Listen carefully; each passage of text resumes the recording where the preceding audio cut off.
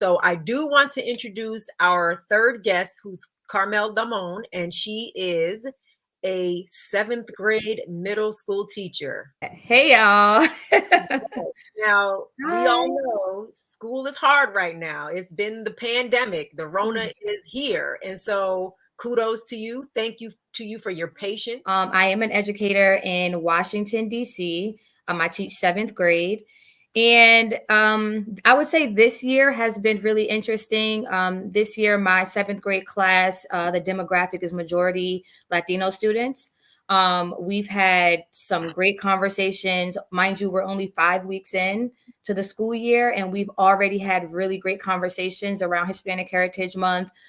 We've talked about colorism as well, and also language and colonization, bringing it back to what Gadia was saying earlier.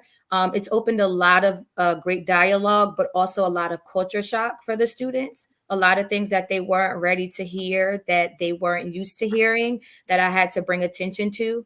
The kind of teacher I am, I teach from a very African truth and not a European perspective. I'm going to keep it all the way real. That's how I've always been.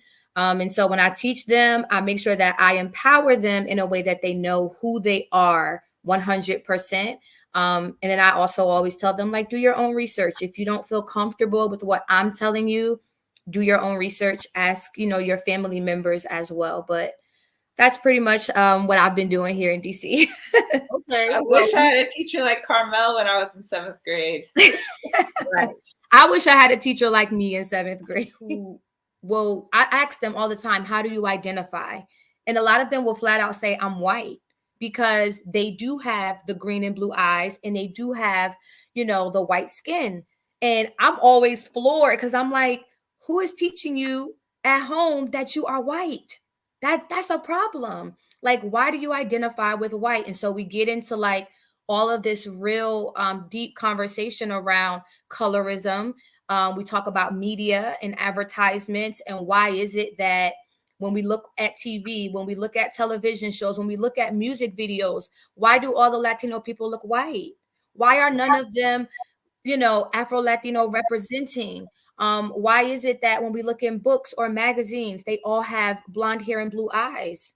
Like, why is that? And so we become really, I force them to become critical thinkers and really think about those things. And so sometimes I have students who give me pushback and they're like, no, we don't practice that at home. We don't do that in our country. And then I have to pull the facts out, because as someone who's an avid traveler and I've been to many countries, especially in South America, and I always like to connect with the African presence, I have to bring like the actual hardcore facts. You have several groups of pockets of people who are Afro-Latino, but they are pushed out of their own countries, and they're pushed out to the coast or to the south.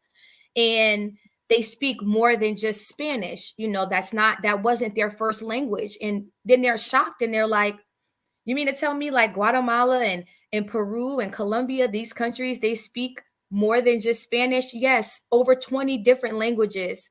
They speak their own native languages, and they're shocked. And then they go home and they ask their grandparents, and they come back and they say, Ms. Domond, you were right. My family speaks this language and this is what we spoke then. And I'm just like, yeah, like, it's a real thing.